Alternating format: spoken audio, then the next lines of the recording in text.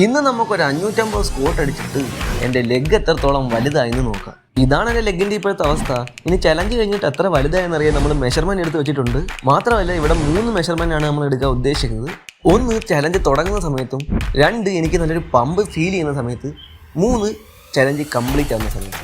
അങ്ങനെ നമ്മൾ സ്ക്വാട്ട് അടിക്കാൻ റെഡിയായി, ടൈമർ സ്റ്റാർട്ടാക്കി, ചലഞ്ച് തുടങ്ങി. ഒറ്റ സ്ട്രെച്ചിൽ 100 എണ്ണം പോകുമെന്നും പറഞ്ഞാണ് അടിച്ച് തുടങ്ങിയത്.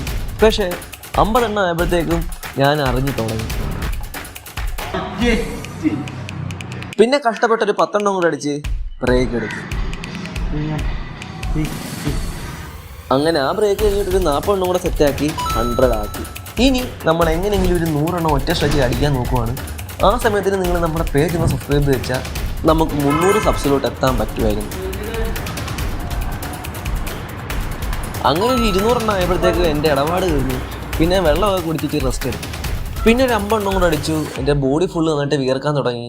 അങ്ങനെ ഒരു 250 എണ്ണം ആയപ്പോഴത്തേക്കും എനിക്ക് നല്ലൊരു പമ്പ് ഫീൽ ആയതുകൊണ്ട് പിന്നെയും നമ്മൾ മെഷർ ചെയ്തു. അങ്ങനെ നമ്മൾ 56ൽ നിന്ന് 58ലോട്ട് പമ്പായി. അങ്ങനെ ചലഞ്ച് ഇങ്ങനെ പോയിക്കൊണ്ടിരുന്നു. നമ്മുടെ സമയം അതിനനുസരിച്ച് ഓടിക്കൊണ്ടിരുന്നു.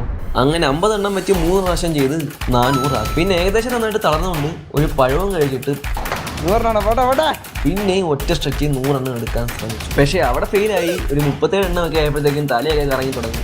പിന്നെ അത് 50 എണ്ണത്തിൽ നിർത്തി. അടുത്ത ഒരു 50 എണ്ണം കൂടെ എടുത്തിട്ട് നമ്മൾ 500 ആക്കി. ഇനി ഒരു 50 എണ്ണം കൂടെ.